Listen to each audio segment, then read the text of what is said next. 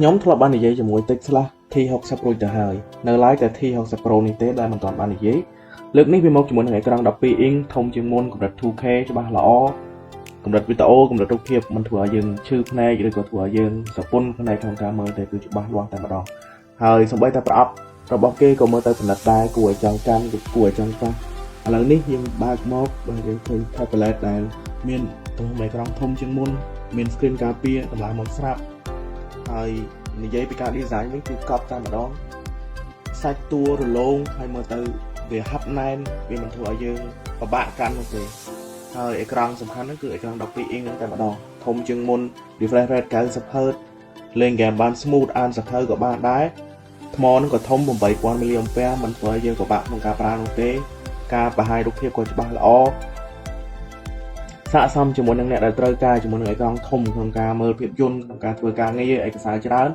គឺជ្រើសរើសអាមួយនេះទៅគឺមិនខុសនោះទេជាមួយនឹង touch slash នេះគឺយើងមាន stock យូរហើយគាត់ថាអីដែលថ្មីហ្នឹងជាមួយនឹងពីរ model នេះដែលអត់ដែលមានគ្រឿង accessory ឥឡូវយើង free ជាមួយនឹង keyboard មួយអូនប្រភេទនេះដាក់ SIM card ចេញចូលបានប្រើ internet លើ SIM បាន Viber អី share PowerPoint អីបានទាំងអស់សំខាន់ផ្ដោតទៅលើ color ល្បឿនជាមួយនឹងការ design បានទៀតអូនបើ CapCut ឬក៏ Canva អីវិញគឺអូន edit បានមកស្អាតហ្មងអូន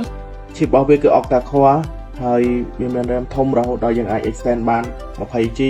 storage 28G ហើយល្បឿនអូសបញ្ជាប៉ះទៅ smooth ល្អមាន Android 15 ទៀតហើយក៏មាន speaker ល្អដែរហើយក៏មានកាមេរ៉ាខាងក្រោយ13 megapixel កាមេរ៉ាខាងមុខ8 megapixel សម្រាប់យើងថតសម្រាប់យើងធ្វើវីដេអូ call គឺល្អមែនទែនវាក៏អាចប្រើប្រាស់ជាមួយនឹងការងារ Office បានផងដែរដូចជា Word Excel PowerPoint ដែលវាមានលក្ខណៈងាយស្រួលក្នុងការធ្វើការងាររបស់យើងមិនអន់ទេនិយាយទៅតិចឆ្លាស់គេធ្វើ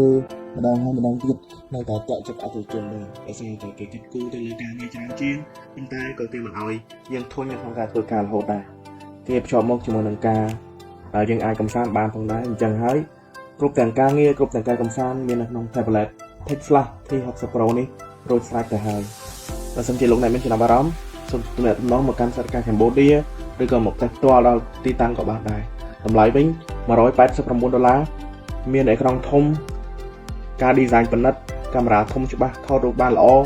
ហើយមានជាមួយនឹង RAM ធំ refresh rate ក៏ល្អអញ្ចឹងអាចសម្រេចចិត្តបានថាគួរទិញវាមកប្រើឬទេនេះជាព័ត៌មានដែលខ្ញុំមាននៅថ្ងៃនេះសូមអរគុណសូមជម្រាបលា